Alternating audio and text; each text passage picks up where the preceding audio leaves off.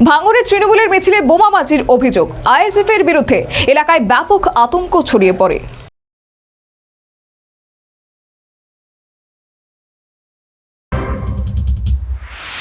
ভাঙড়ে তৃণমূলের মিছিলে বোমাবাজি।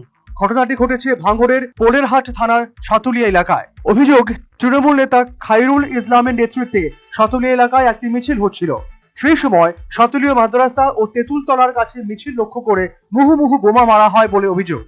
ঘটনাকে কেন্দ্র করে একাধিক বোমা মারা হয় বলে অভিযোগ। এই ঘটনায় ব্যাপক আতঙ্ক ছড়িয়ে পড়ে এলাকায়। আমরা আজকে সাতুলিয়া বুথে আমরা একটা চা চক্র করছিলাম, যেহেতু জানেন আপনারা ভোট সন্নিকটে এসে আমরা ভোটের প্রচারের জন্য একটা চা চক্র করছিলাম কর্মীদের নিয়ে। ওখানে আমরা সাতুলিয়ার মাদ্রাসা পার হতেই প্রথমেই দুটো বোম ফেললো, তারপরে চা চক্র করতে তেঁতুলতলায় গেছি, ওখানে গিয়ে 4টে বোম ফেললো।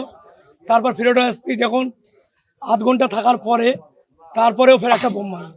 একটা কথা নওশাদের ওই ভণ্ডদের উদ্দেশ্যে বলি, যে যতই বোমা শিল্প তৈরি করে বোম মেরে টিএমসির কর্মীদের দমিয়ে রাখা যায় না এবং ভয় পাওয়ানো যায় না। আপনাদের উদ্দেশ্যে বলি বন্ধু, এখন আর সময় আছে, নিজেকে শুধরে নাও। এই শান্ত ভাঙড়কে এবং শান্ত ভগবানপুর অঞ্চলকে যদি অশান্ত করার চেষ্টা করো, তার পরিস্থিতি কিন্তু ভালো হবে না। এটা শাসক দলের সম্পূর্ণ মিথ্যাচার। বিশেষ করে আজকে আমাদের একটা মিটিং ছিল নাওলবেগিতে, সেই জায়গায় আমরা মিটিংটা চলাকালীন আমরা সাতুল থেকে আমাদের এখান থেকে ছেলেরা খবর দেয় যে এখানে সাতুলি খয়রুল বলে একজন কুখ্যাত সমাজবিরোধী আছে, সে তার নেতৃত্বে বাইরে থেকে লোক নিয়ে এসে গোটা 5 বোম মেরে কিছু হয়তো ফায়ারিং করে মানুষকে ভয় দেখাতে যাচ্ছে। আমি সেই নেতাদের উদ্দেশ্য করে একটা কথা বলছি, সাতুলি উত্তপ্ত করে বা ভগবানপুর উত্তপ্ত করে কোনো লাভ নেই।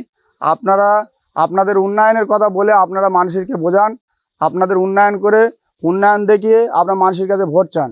এই মানুষকে এরকম বিভ্রান্ত করবেন না, এটাই আমাদের আর কি অনুরোধ।